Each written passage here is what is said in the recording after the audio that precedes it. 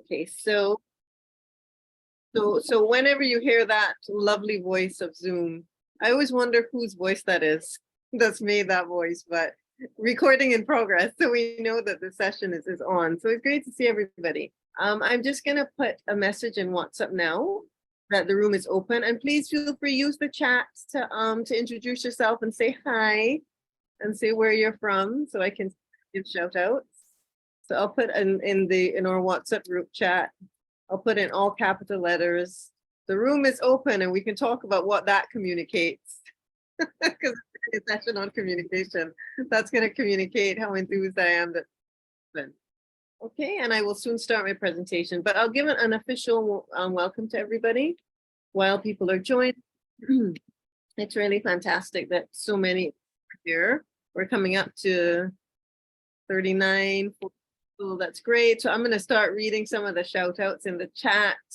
I see people joining from the Philippines. I see people joining from Ghana. This is all.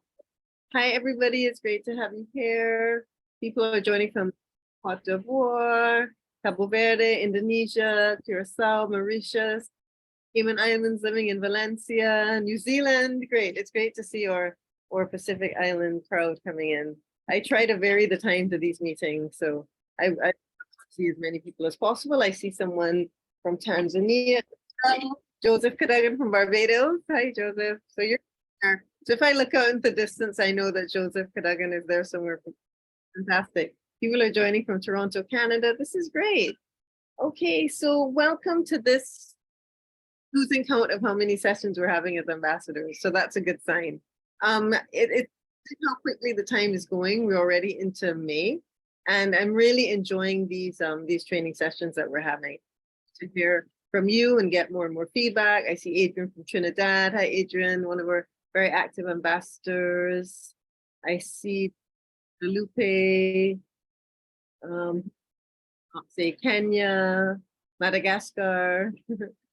Okay, so I want to make a start because the time is going. So thanks so much to those of you who are joining. As I mentioned in the WhatsApp chat, this session I think because it has to do with communication, and communication as an ambassador at the heart of everything we do. Just as people, it's at the heart of everything we do. And the thing is, we're only aware, well, we tend to be more aware of communication when it's actually not going the way we want it to. And this session is kind of a way to actively think about communication and how it can help social transformation or anything else you want to do. Okay, so I'm gonna go to share my screen. What I will have to do is there might be times when I might have to stop sharing so that I can admit people into the room. But right now, I think so far everybody is here that I can. Okay, so I'm gonna start to share and then I will admit people one by one. All right, so we're gonna make a start right now. Here we go. You should be able to see my screen. Okay, and I will let me go to presentation mode so I can present this properly. Of course, now my computer is being a bit slow. Sorry about that. Present. Okay, and I'll present full screen. There we go. Right. Okay, so you might see the first, there is our communication challenge, which I'll tell you about later, because that slide is, I want to of course start the presentation from the beginning. So let me just scroll back very quickly. Okay. Welcome once again to our communications as a tool of social transformation. Okay, all of you who made the effort to come, I know that these times are not convenient all the time, and I try to encourage everyone to come, as many people to actually enter and take part in the meetings who interaction is really wonderful. So encourage as many people to actually join and you can exchange viewpoints in real time dynamic. Okay, so you can see here from the agenda parts. We are going to, I'll be this time about our local events and some in local events. That's something that what we call the local hubs. I really would like as many of us as possible to events alongside the virtual events, some in-person events that can just make for at Island Innovation a bit more relevant to you and your community. Okay, so that's what we'll be talking about. We'll then go on to a presentation from Vincent, or special guest, or PR lead at Island Innovation. Thanks so much, Vincent, for making the time. And then I'll talk to you a bit about the next training. Okay, so I'll just admit someone else and let's move on to the next slide. Once again, as it's really great to have you try as much as I can to bring as much value to the program, and I hope you're all enjoying the content. If you have any suggestions or anything you'd like to see more of, or if you want to, if you're thinking about anything, any follow-up actions or any follow-up call to actions from other sessions, please keep in touch. I try to, as far as possible, shape the program around things you've mentioned from last year. So that's why you'll see this program is a little bit different this year. So welcome so much here. Okay, so what I always do is I always go through the dates of our everybody what they are. So at the end of this month, we actually have 2 sessions this month. That's one of the ways I try to bring value to the sessions. Have sometime I have a bit more of them. They're happening more often this year than last year. But I think it's important for us to really kind of keep the momentum going. Change in human rights and talking some more about planning or local month. And then in the middle of June, we'll talk about the blue economy and the orange economy. This is, let's see, World Oceans Day, I believe, is June 8th. And we have an in-person event. We have a Madeira Blue Economy and Sustainability Conference happening. So that's going to be happening in conjunction with that particular session. That's in the middle of June. And then the end of June, so you can see June again, we have 2 sessions. The end of June, we'll be talking about some more serious chat about some networking and community building. So I want us to be thinking ahead. Let's think long term and think about, of the ambassadors, I know that quite a few of you are, you have your own little meetings or you've joined your own subgroups from the WhatsApp group. Let's see how we can take it. So if you all need help with that, I would love to chat with that a bit more at the end of June. And then planning the local hub. So you'll see that's going to be something we'll return to all of the time. In July, we have 1 session about equity and inclusivity of marginalized communities. I think it's important for us to think about that in the context of the Sustainable Development Goals. And then in August, we'll be talking all about how to organize your local event and your local hub, because we will be having the virtual island coming up very soon. So at the beginning of September, you should have made some progress towards your local event or your local hub. So it would be good to think about giving progress, because I can. So anytime I ask for a report, it's not a report card to grade you or anything. It's just to hear about how you're doing and what I can do to help you with. So just to the first, that's when we have the Virtual Island Summit. So the Virtual Island Summit this year, it's our 5th anniversary of the Virtual Island Summit. And I am planning on putting together, to be quite honest, a special ambassador panel where I'd love to see ambassadors, some of us come together and talk about, we have some ambassadors who I would love to highlight who have been in the program from its inception. And it would be great to hear about their experience of the program and some of the things that they would like to see more of as well.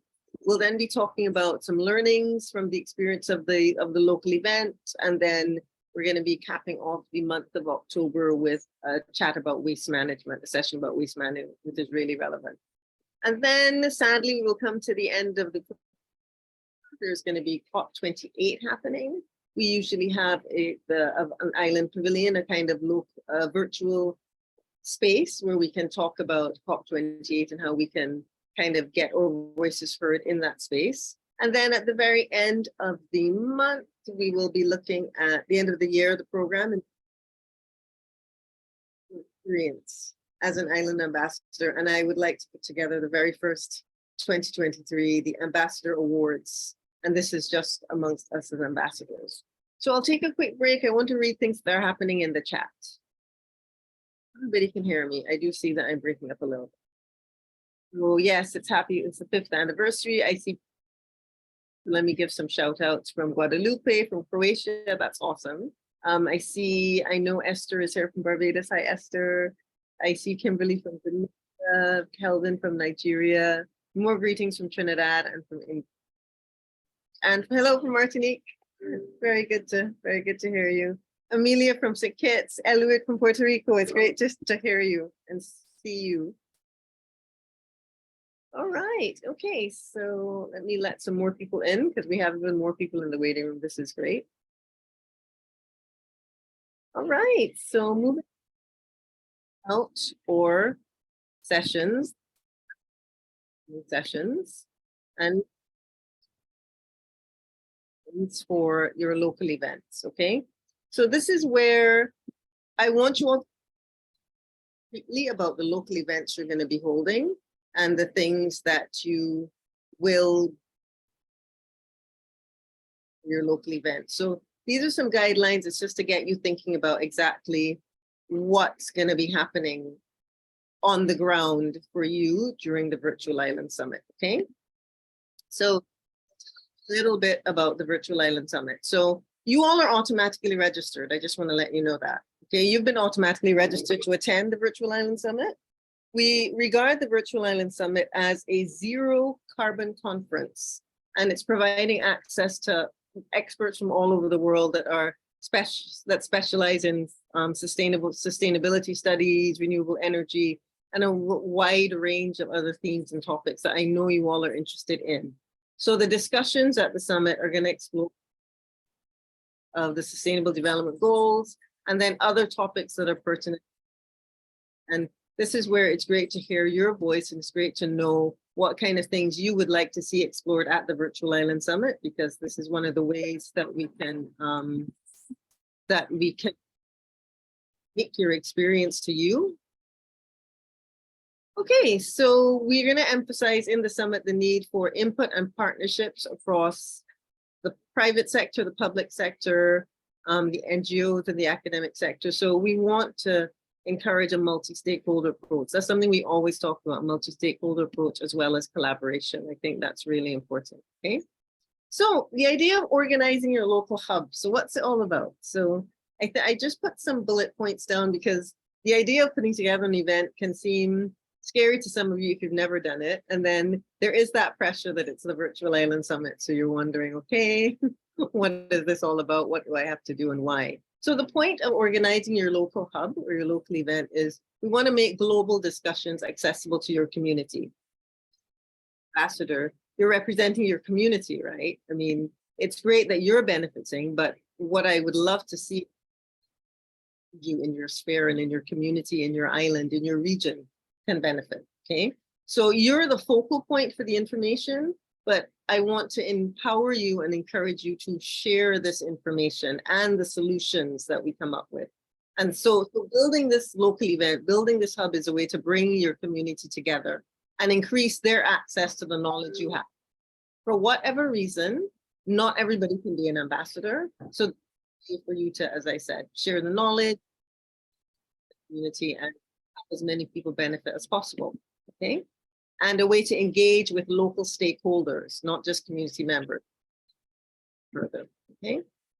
So we have specific goals of the local hubs, okay? So as here, we want to make the Virtual Island Summit more accessible, okay? Whether or not you have you're online, we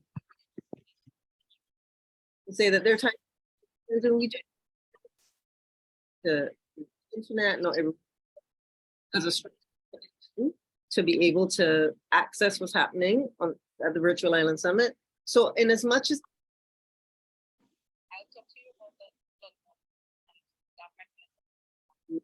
possible is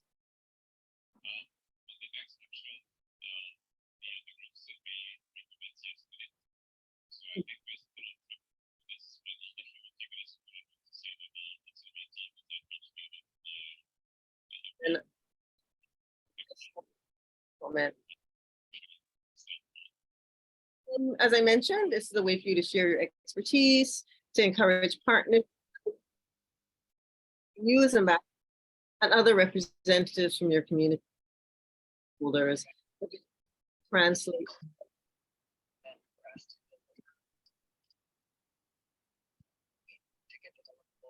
Whoever is speaking, the audio is very low. We're not hearing you.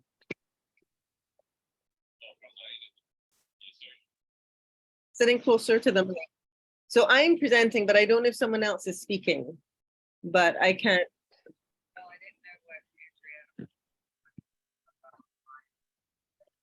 Someone else was speaking in the background there, Stacy, and it was disturbing the entire process.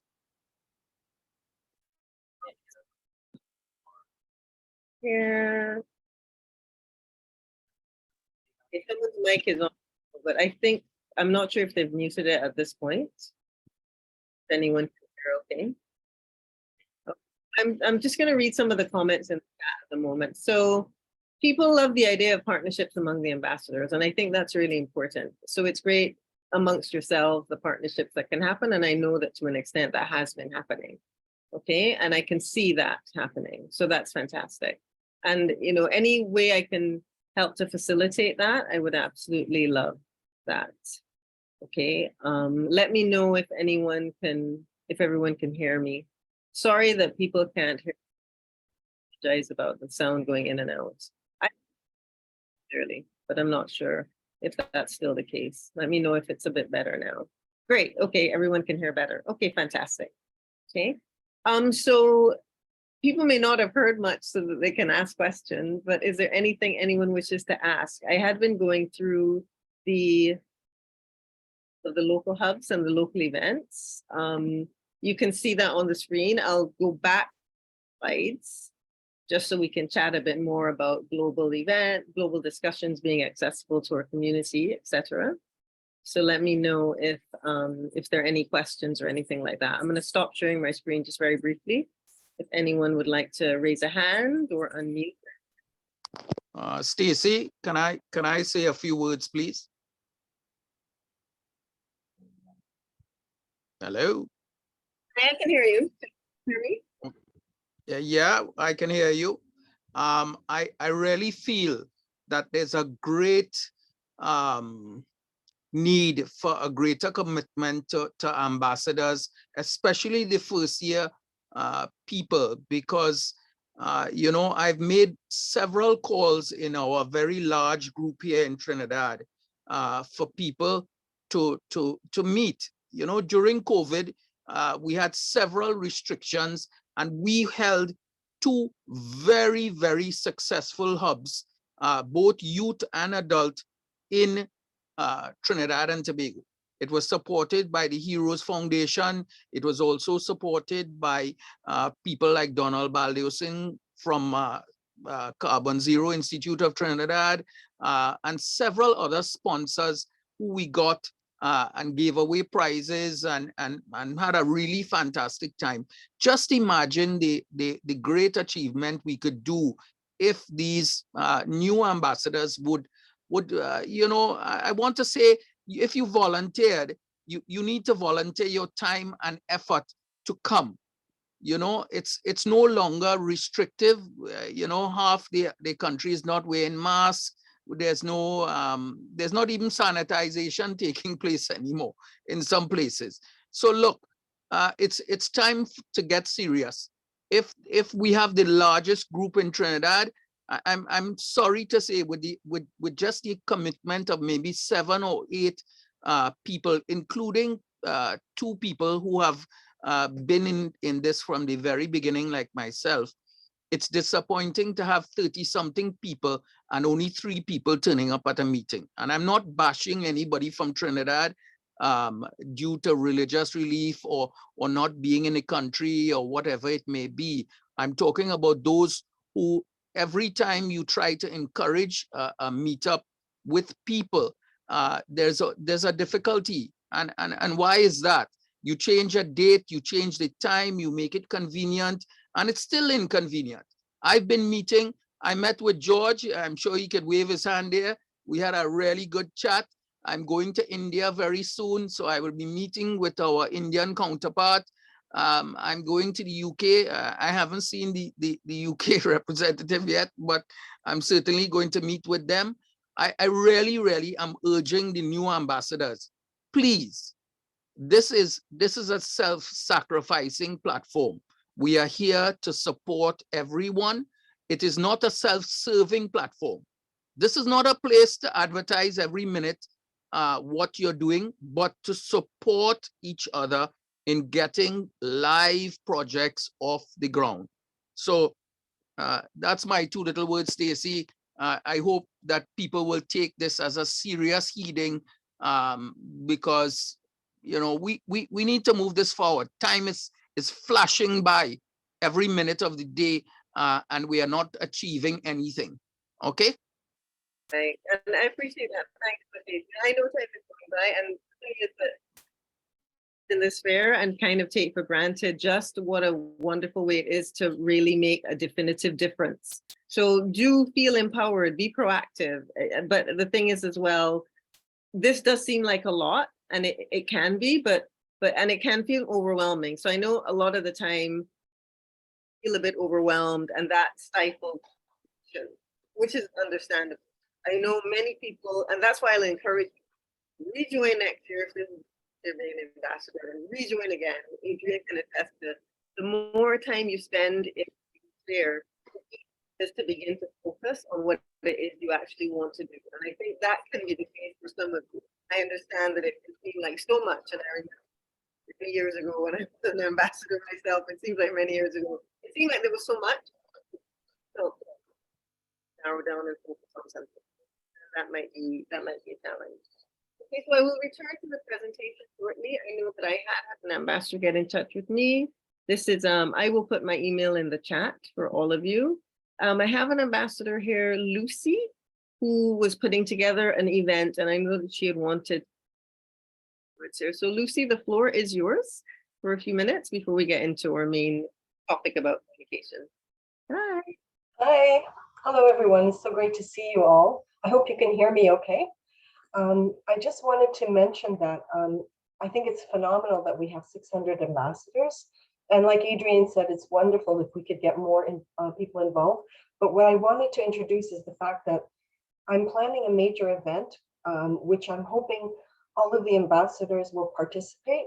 It's an event that allows each island community, and not only islands, but also on land communities, to focus on and identify a challenge in their region that they would like resolved. And the purpose of the conference that I will be doing will allow specific groups that have the expertise to come together, work on a solution, and then the last 2 days of the conference, it would be presented to financial people to fund. So it's pretty engaging, and it'll allow you to articulate what your problem is. A lot of the details will be provided later on the format and the procedure and process. But just so you can think about it, identify a problem area or a challenge or something you'd like changed. And then you basically will have maybe a 3-minute video that you can submit. But then all of that would, as much details that which again we will identify for you to then organize how that will shape. And as we have the conference, then you will be one of the key people that help guide that whole process for that particular region. So again, in line with what Stacey is saying, to have your local hub, I guess the initial part of my conference can start at the Virtual Island Summit, because our event will most likely be around February in 2024. So this will happen concurrently in 5 different countries. So it's going to be a huge event. And I really look forward to everyone that would like to participate.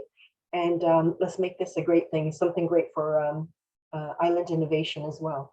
What I will do is put my email in the chat, and this is a specific email for this event with instructions to, if you're interested to participate, just list your name, your email. Well, the instruction, I'll put it in the chat so you can see that. And yeah, and that way, as more information comes forward, I could update whoever's interested. Thank you so much for the time. Great. So a lot of people are saying it's a great initiative. People are already pledging to want to take part, and I think it's fantastic. So we can see already this is an idea that could lead towards this being a local event or a local hub. Okay, so I would encourage you to reach out and see if you need any help with organizing. Just let me know. That's something else that the local hubs and local events, you're not alone in organizing it. I am here to help support as much as I can with that. Please know that. I'm gonna get Thank you. I'm sure that we could set up some teams. When I determine which countries it's in, then we can put together other teams as well. Thank you. Exactly. You're more than welcome. Okay, so that's a good way to segue into, we mentioned the goals of the local hub. That was where we had left off. So just chatting about some practical steps. So I'm going to start communicating some practical steps that will also be relevant to what Lucy was mentioning with her event. So choose a theme. That's the first thing you have to think about. When you're going to have this local event that has to do with island innovation and has to do with your interests and islands, kind of theme, what's the general topic that you're thinking of that you want to handle? So there are 10 general content themes. I know how to make anything you're interested in looking at fit into these 10 themes, so don't worry too much about that. But they're rooted in the Sustainable Development Goals, which we're very aware of. And then we chose these content themes because of how relevant they are to island communities of applicability to you, okay? So we have green finance and economy. We would have talked about that with the island finance and biodiversity. I can see, by the way, the Blue Economy Photo Challenge has been amazing. I would like to just produce a newsletter with nothing but your photos. The photos you're sending in are the oceans and biodiversity. I can see that's a theme that's relevant to a lot of you already. Connectivity and digitization. When we talk about, the internet, we talk about inclusivity, we talk about people who can have access to experts. And digitization and connectivity, we knew it came out more again in of having that outside world connection. Okay, so that's an idea of a topic that leads to island resilience, because a lot of island communities can be a bit isolated. Water and food security. We had one of our wonderful ambassadors, Farah from Dominica, I believe. Your local event last year was about water security. That was an in-person event that Farah held that was really, really well done. Culture and community. So if we're talking about the arts, if we're talking about music, we can have something to do with culture and how island community can relate to culture. Energy and transport. We know renewable energy is a very pertinent theme and topic. Tourism and remote work, the circular economy, policy and governance, and climate action. So these are themes that are very broad, and you can think about a topic that is aligned with these themes. But this is just a way to get you thinking so that you're not lost and you don't think, okay, there's so many things that you could present on, or so many ways that you can have an event. I think that if you start to again narrow your focus, that will be a very useful way for you to move forward in the planning of your event. Okay, so then the next step to think about is, if you decide what you're going to do, decide what format is your event going to be. So how do you choose to convey your message? And this is something that our guest host Vincent will be talking about, is just as important as what your message is. So a competent event format is going to help you achieve the goals of your community meeting very efficiently. And your event format is going to vary. So there are some people who have panel discussions. They connect with local stakeholders. They invite guest speakers. We've had some other very successful local events where it was something as simple but effective as there was maybe one or couple people in the community who had digital connectivity. Session of the Virtual Island Summit in their living room or on a screen outside. They got friends together, and they held a discussion, documented and made some notes on the findings. Something simple as that is actually an excellent local event because off all the boxes. Does someone have something to say? I can't see if a hand is raised. Or if you're focus. Thanks so much. The practical step, and I will give events later on. What I will is we're going to move on to our actual topic of the day, communication as a tool. We're about halfway through, so this is very well timed. And I'll stop sharing for a second and just check. But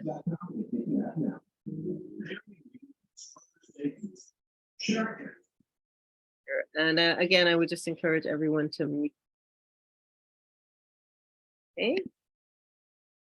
All right, so Vincent, I'm going to introduce you right now. Vincent, you can feel free to unmute and say a few words about yourself. Vincent is our PR lead and does fantastic work and writes incredible articles for Island Innovation. So Vincent, I'll let you say a couple words while I cue your presentation. And when you want me to move slides, just, we all know those words. Next slide, please. I'll be listening up for you to say that, okay? So Yeah, no problem. Can you hear me? yes, very well. Ah, brilliant. Okay, thank you so much, Stacey, and thanks everyone for having me today. I'm really looking forward to all this. But yeah, so as Stacey just explained, I'm the PR and editorial lead here at Island Innovation, and I'll be explaining a bit more about what it is that I do in a sec. But essentially, I'm working with Island Innovation and our clients to try and highlight sustainability programs and projects that are happening on islands globally. And trying to get our projects and clients into media, or trying to find the best ways essentially to communicate what it is that they're doing. And so yeah, like it's communications. I know Stacey mentioned it a bit at the beginning. It's, you only kind of tend to realize it when it's going wrong. And that's something that is absolutely true. Is a lot of people think that communications are very easy, and there's not much science behind it. And realistically, that's true. But there's also a few things that I think are very good to know for like the basics of communication. And so I'll be presenting this to you today. So yeah, just a little bit of background about myself. So my background's in science. I originally went in Malaysia and Indonesia with environmental education groups and doing a lot of work with local communities there for sustainability and conservation. And it's working there that I realized that there's a lot of good work and a lot of fantastic projects and networks and communities of people that were doing fantastic work, but that needed that little bit of help. And if realistically they could be able to communicate with one another or communicate their projects, that they'd be doing a lot better. And so that kind of drove me to really go towards the science communications aspect of science. And so that's where I ended up going. So as you can see there, my island connections, I'm also from Fiji. My family's still got a lot of family there as well. And I grew up in Australia.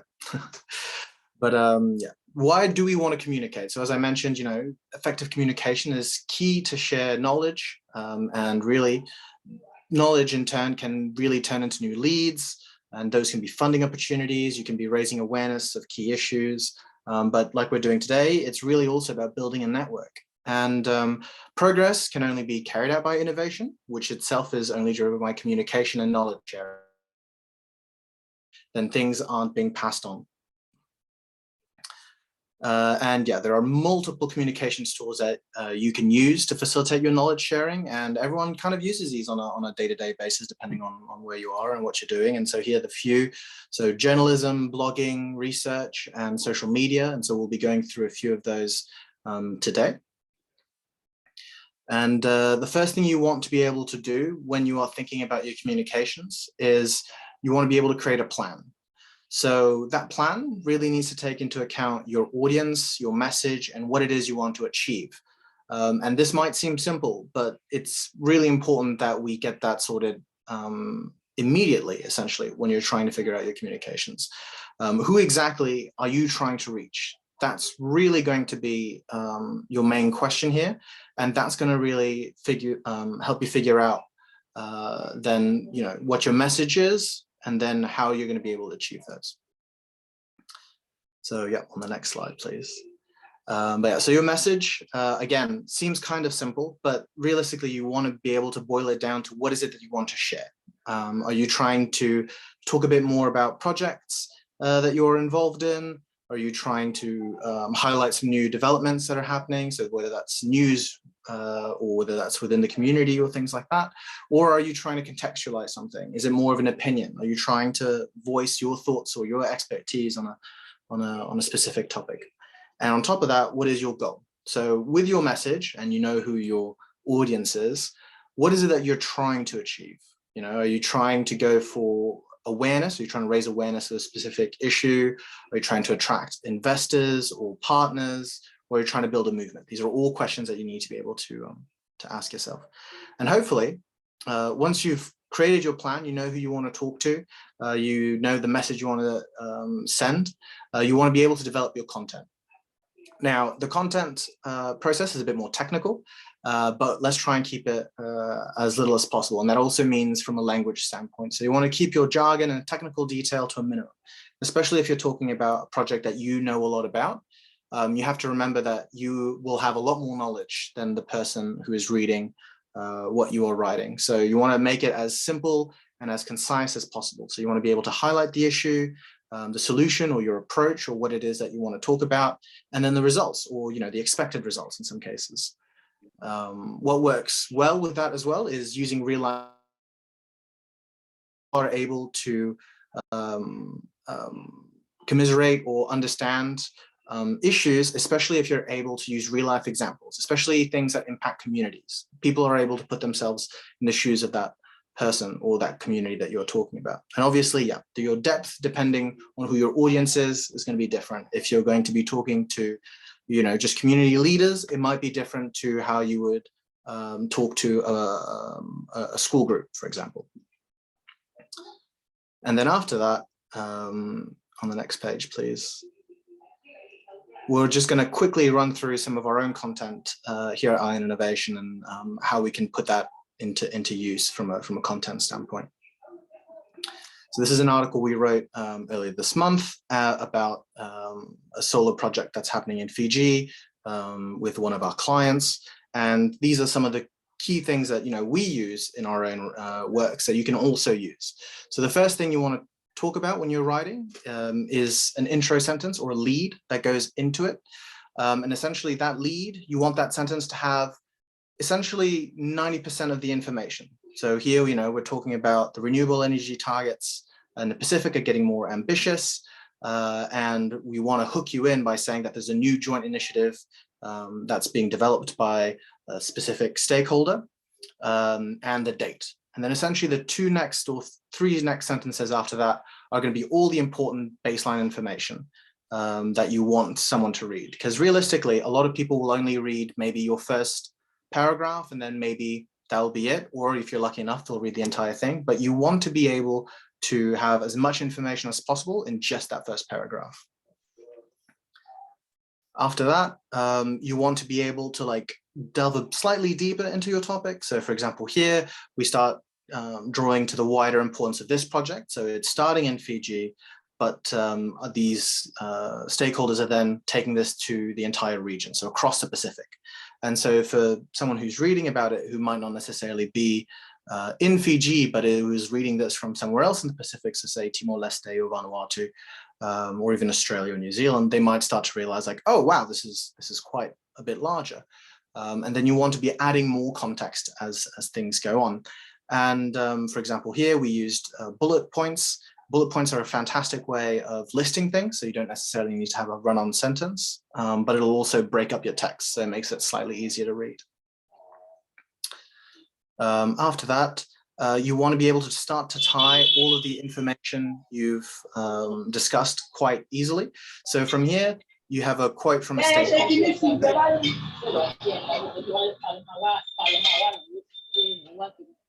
Got a microphone on. Oh. Ooh, could you mute?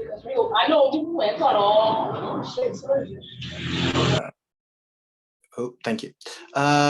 So yeah, you want to be able to tie everything together, and the best way to really tie things together is to have a human quote. You know, you want someone to be able to say something. It adds a bit more interest to what it is that you're trying to communicate. So for example, we've got a quote here from a stakeholder, and then we start bringing it all together in terms of what this stakeholder said, the previous information that we've listed in those bullet points, and then the initial project. And so that's basically it. The next thing after that is you want to be able to make it enticing. You know, we've all read things that are just a lump of text, and the best way to really break things up, apart from maybe keeping your paragraph lengths to 4 to 5 sentences maximum, is to have pictures and videos. Like they're colorful, they'll provide some context to your story, and they also draw the eye. And then after that, something that we've all worked with, I think, is social media. So how is it that we use social media? So again, using some of our own examples here, the best ways to use social media is, again, use the media aspect of the social media. So you want to be able to use visuals. So those can be pictures, those can be either stylized like we've done here, or they can just be pictures that you've taken yourself. They can be emojis, things that add a bit of color, and you want to be able to tag into things. So you want to use the hashtags. You want to be able to tag relevant accounts. So for example, on Twitter, you can have up to 10 people tagged onto a tweet, so, or visuals for a tweet. So that enables you to then be able to bring attention to your post to the people who are relevant to that post. After that, essentially, you want to identify your medium. So here we've already talked about blogging, we've already talked about social media. I think something that a lot of people, we also get questions about is, how is it that we interact with journalists? What is something that you might be able to do that makes it easier for a journalist to latch onto your work? Now, the thing that you need to remember as well is that these are all different types of media. So the more you use them and the different ways that you use them will ensure that you have a much clearer communication of them. So you don't just need to blog, you don't just need to use social media. If you're able to do both, if you're able to do some research, if you're able to talk to journalists, if you have a more holistic and comprehensive approach to communications, you're going to have a much more targeted reach. I think the next one. And then, yeah, the next one after that, thanks. So the first thing that we need to understand is journalists themselves, they're an entirely different person, right? So you want to be able to help them and take them on a journey with you when you're trying to pitch them a story or trying to explain to them why it is important that they talk about what it is that you're interested in. So you want to help them develop a new story. And to really help with that, you want to be able to contact relevant journalists or relevant media houses. So people who would already have an interest or have a vested interest in what it is that you're talking about. And then you want to lean into what makes your solution unique. So what is it that makes what you're talking about especially interesting? And then again, you want to be able to have examples of your work. You want to be able to provide them graphs, numbers, photos, anything that they can use that makes it easier as well for them to be able to tell your story. And then some of the best things that you can do if you're able to, especially if you're working with a project, is to invite them to shadow your work. Then you're really taking a journalist on the journey with you, and that helps them buy into the story a lot more. So yeah, just in quick summary, and then I'll take a few questions, but what you want to remember is you want to understand who your audience is, what your message is, and what your goal is. You need to really be able to see that throughout the entire time that you are writing or sharing your communications. You want to be able to structure your writing. So remember, you want to have your intro, you want to have your context, you want to have a quote, and then you want to be able to tie it all together in a conclusion. And then remember to keep your writing simple. Social media is social and media, so use both. So, it doesn't need to be as serious as, blogging or writing or journalism, but you can definitely have a bit more fun with it. And if you're interested in talking to journalists, you really need to help bring them into the story. So you really need to help them develop one. And first and foremost, I think for me anyways, communication is always fun. It's about sharing something that you want to talk about. And I think a lot of people always enjoy being able to talk about their goals. But yeah, thank you very much. If you want to get in touch with me, you can. My email's right there. You can also add me on LinkedIn or on Twitter. And yeah, more than happy to discuss or take any questions if anyone's got any. Oh, wow. Thanks. Thanks so much for that. That was so helpful. I think some of the things that jumped out, again, we take for granted, right? That, we know how to communicate. I don't take that for granted anymore. Vincent knows the story about my teenage son who has taught me so much about when communication does not happen, but you think it's happening, but it hasn't happened. So I think really great presentation, and some of the things that jumped out to me, and I'll invite people to put your hands up and I will go through and try to get any questions you have. when Vincent mentioned, what is your goal? Like, why do you actually want to communicate? There are times, it's like you're shouting into the void and you're saying something, but when you stop and think, why are you actually communicating? What is it you want to achieve? As Vincent says, is it that you are looking for funding, or you just trying to raise awareness? Because those two things don't necessarily go hand in hand. And it's important, I think, for your audience to know what your goal is. Because if you at some level are seeking funding, but all you're doing, quote unquote, is raising awareness, then for the purposes of what your goal is, your communication has not been effective. So it's important to, have that, be aware. It's not that you're criticizing or critiquing yourself negatively. It's just, well, you have to be aware of how can you better achieve your goals. It also stood out to me when, Vincent, you mentioned about having a hook if it's something written. It's really important to have a way to catch the attention of your audience if it's written. I loved that you mentioned using images, using pictures, and we have one of our ambassadors here who is particularly skilled at that in terms of telling stories. I'm going to call your name Ade because I see you're here, and it's really good to have you here. Ade Damayanti from Indonesia. Ade has a way of telling stories on LinkedIn using, it's almost like I guess you could call it like a scrapbook template where you have quotes, where you have images, but it does tell a story. And that's an interesting alternative way to catch attention, and it's very effective communication. So those are things that you can do.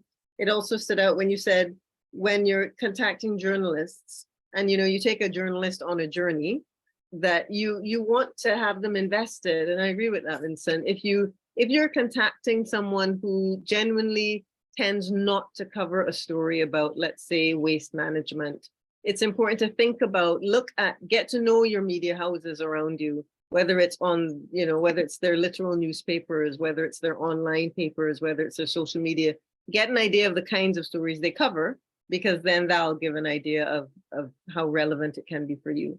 So I would like to stop talking now, and I would love to open the floor for anyone who has anything to say. I'll check the chat in the meantime, but please feel free if anyone wants to put their hand up, or just, I think at this point, you were Adrian, I see you've unmuted. So you can Yeah. I'd like to share from my own personal training with the Master of Speakers, Les Brown, who said, in order to engage the full attention of any listener, you must make sure that you understand your own story.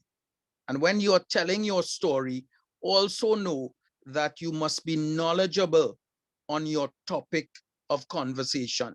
So when we engage, we must understand who we are engaging, and we must understand in a story format how to explain that to someone who's never met us before.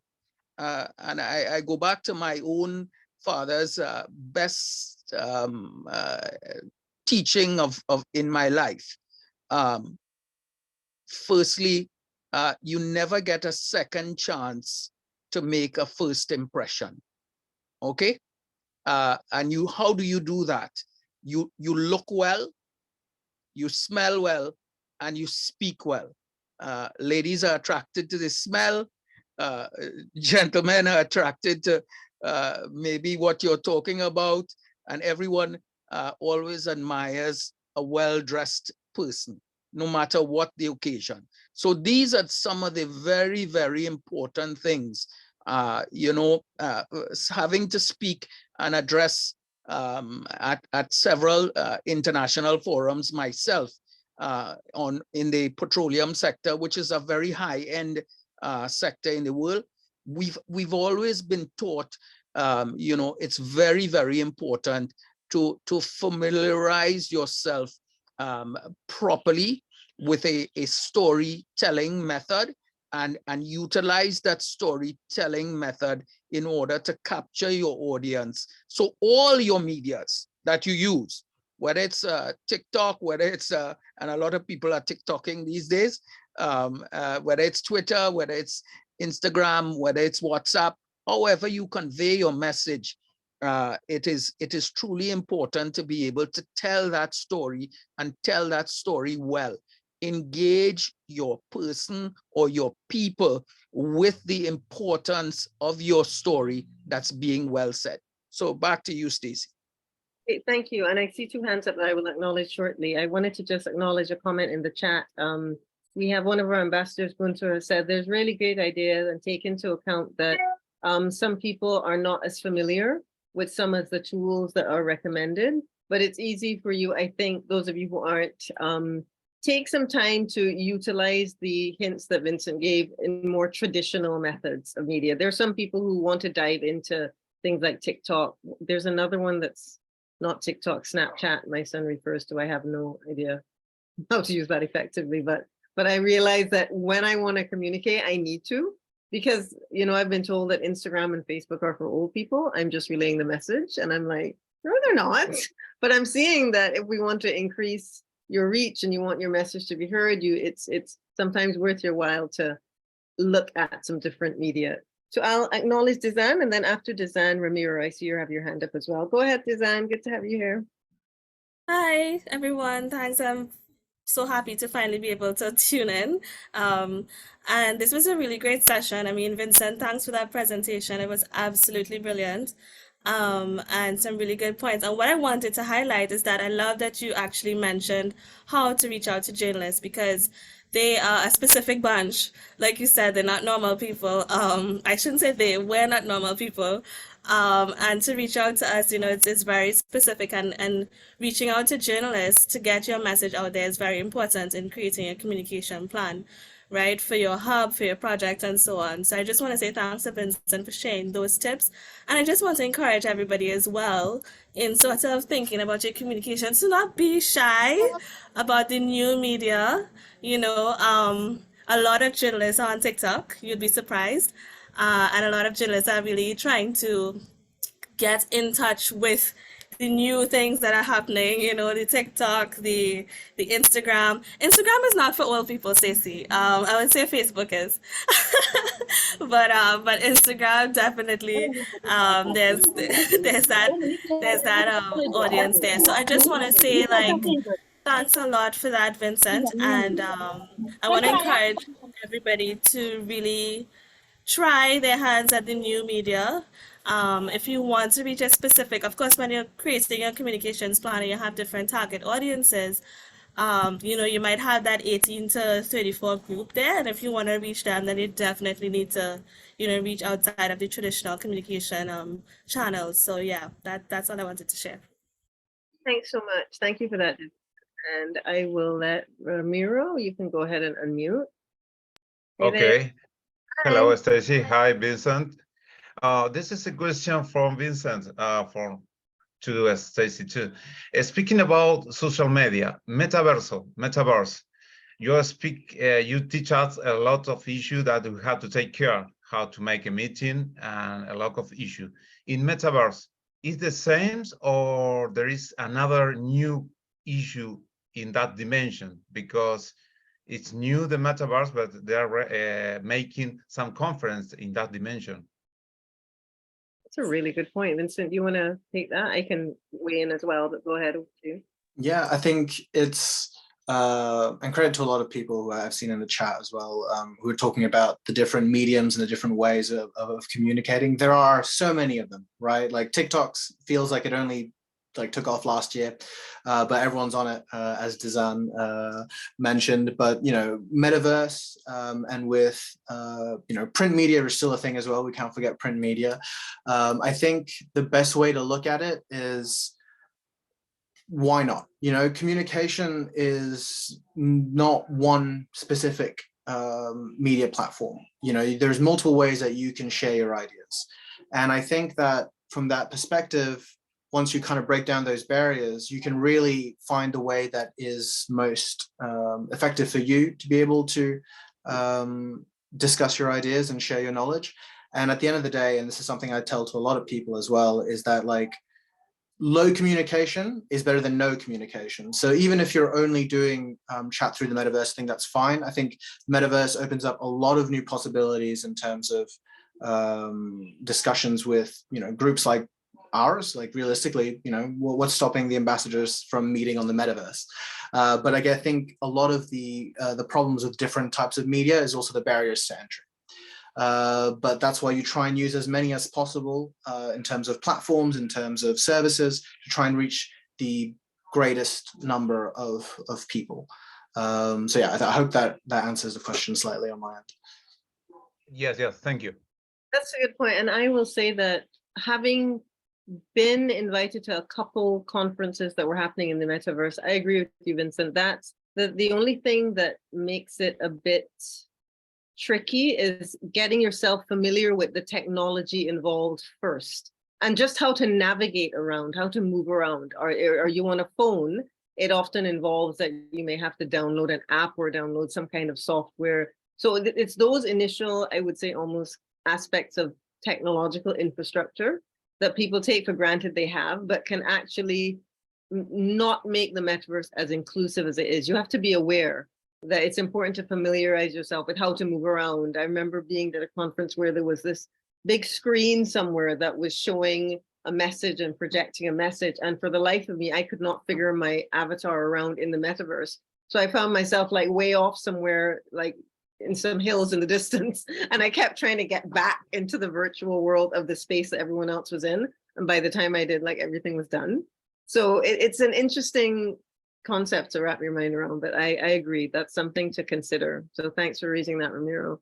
I see Marjorie. Marjorie, you have your hand up. Thank Please you. if you like. Just you can unmute or I can unmute you. We can't hear you, Marjorie. I'm not sure if you're actually there. Oh, there you go. Can you hear me now? Yes, we can hear you. Go ahead. Excellent. Good morning. Let me turn on my, hold on. There we go. Let me turn it this way so you can actually see me. Morning, Vincent. Thank you. Here's my question. Social media is a complete mystery to me. You say and tweet, I'm like, I mean, I know what it is, but doing it is just ridiculously challenging. People will tweet me, right? And I'll go and I look and I'm like, okay, you know, I mean, what do I do? Because again, this is where we are. This is how people are communicating. This is how people are consuming information. And I am at literally -0. I kid you not. So in terms of upskilling, that's not going to take me the next 10 years. What are the suggestions or recommendations about what not an early adopter at all should do to get where I need to be effective and engaged? That's a very, very good question. Thanks, Marjorie. I think the first thing is, and I get this question a lot, or different types of the same question, but it's essentially the only way you get better is by doing it, right? So it's a bit daunting, and I know me saying that it's even more daunting. But I come from a writing background, so for me, I'm used to writing articles. Social media for me was an entirely new beast as well. Like I disliked Twitter, I disliked LinkedIn. I didn't want to really communicate with so many different social media platforms. But then I found myself having to do it, and then little by little, you realize that it's the more you do it, the more comfortable you get with it. And I think it's look at what other people are doing. You can read how other people are posting, what they're saying. But I think the best way forward, even if you have was it -0 at adoption of it, I think is keep it sweet, keep it short and sweet. Like you want to be able to get your point out on social media, especially very concisely, because people have such short attention spans nowadays.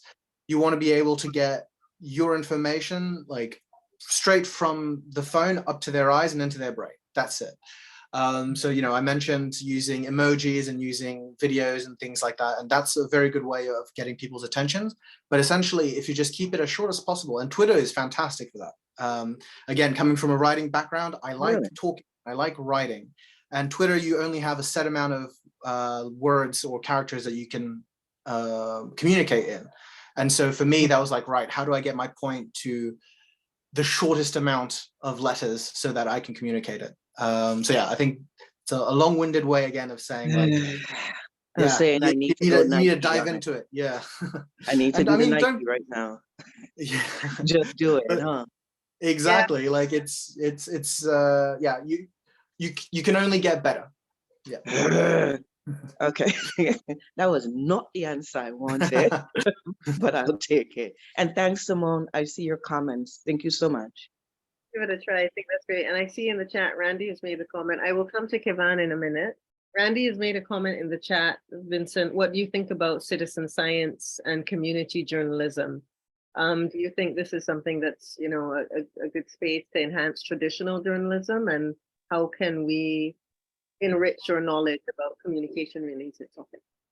Absolutely. So I won't get into the weeds of what is traditional journalism, but I think to answer the question there, I think it's fantastic. I think citizen science and citizen journalism or community journalism is very important.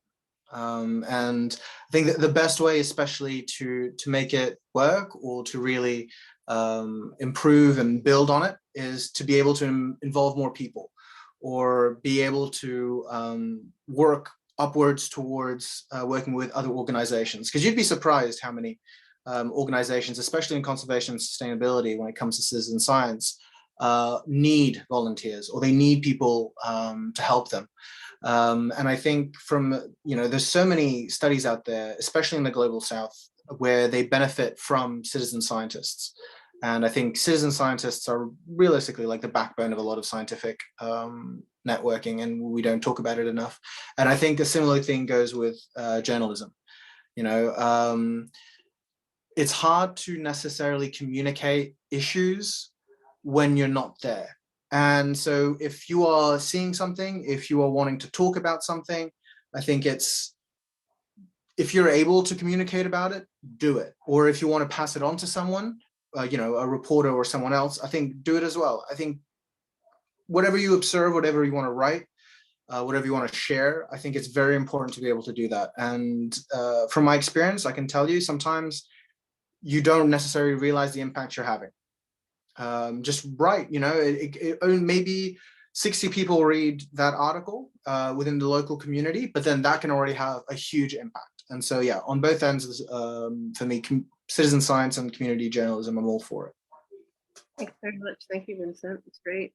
We'll wrap up in approximately 5 minutes, but I wanted to give the floor to Kivan because you very patiently have your hand up for a while. So please unmute and let us know your question. Hi. Hi, thanks, Stacey. So Vincent, I just have one question. I know that a lot of communications within recent times, incorporate behavioral science into it. And, given your background, I just wanted to get your perspective on it, as well as any tips or advice that you would have for persons wanting to incorporate something like that into their project communications or just general organization communications. Yeah, absolutely. Thank you so much for that question. I think there's some very easy things that you can incorporate, especially if you're writing an article, and that's keep the word count to about 800. 800, I think, depending on your average reader, can take between 1.5 to 2 minutes to read in its entirety. And that's usually the attention span that most readers have. So if you actually look at a lot of articles online, you'll notice that they are roughly about 800 words. Other things, so like, for example, the pictures of the videos, these are things that mentally will draw your eye towards what it is that you're communicating. And then otherwise, yeah, I can't stress this enough. No technical language. Like, technical language will really turn people off from reading because they won't necessarily understand what it is. So I think Adrian also said it very well when he was speaking earlier, which is just, you should be able to communicate your point in the simplest terms possible in a short amount of time. There is no real need to be verbose anymore when you write, which is very unfortunate for me because that's my writing style. But I've got enough of the feedback as well to be able to tell you that need to keep it short, punchy, and then make sure that it doesn't look like a wall of text. You want to be able to be breaking it up every 2 or 3 sentences, essentially, to try and make it easy on the eye. But yeah, I think those would be my major tips, I think, just off the top of my head. That's really helpful. Thank you very much. You. Great. And I wanted to draw attention to a question in the chat from Madalena, one of our wonderful ambassadors. Madeleine was saying she has a challenge to write for and to speak to children about protected areas. So Madeleine has put her contact information, WhatsApp, and her email. So we have to be aware of this. Brings us to Vincent's point about who is your audience, who you're writing for. If you are communicating with children, it's great to have something as interactive as possible. So if it is text, again, use photos, if you can use music at all. I mean, I'm talking to someone, I've been an educator now for a couple of decades, so I know in terms of engaging children, children are very, they're willing and happy to learn. So if you're communicating, try to link that communication to something real world and create activities around protected areas and how you can have children can create a bond with the landscape and what they're trying to protect. So, but please, those of you who can, just take a look in the chat and look for Madeleine's information. It's pretty far up in the chat. I was going to see, you can repost it in the chat if you'd like, Madeleine, so people can see it a bit better, okay? So before we wrap up, I had to share the challenge now that we have had Vincent's amazing presentation. This was the communication challenge that was there when I was going to present my screen.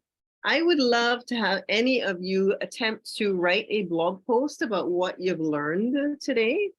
And the best ones are going to be published by Island Innovation. I will honestly see if anyone who writes, we can publish all of them because I will help anyone with any of the writing. But what we've looked at today, you've looked at conveying a message. I mean, for me, a lot of images that you can use would be relevant, you know, telling a story, if it's just your impressions of the ambassador program so far. But I would absolutely love for you to put into practice what you've learned today. And please feel free to put together a blog post. It does not have to be very long.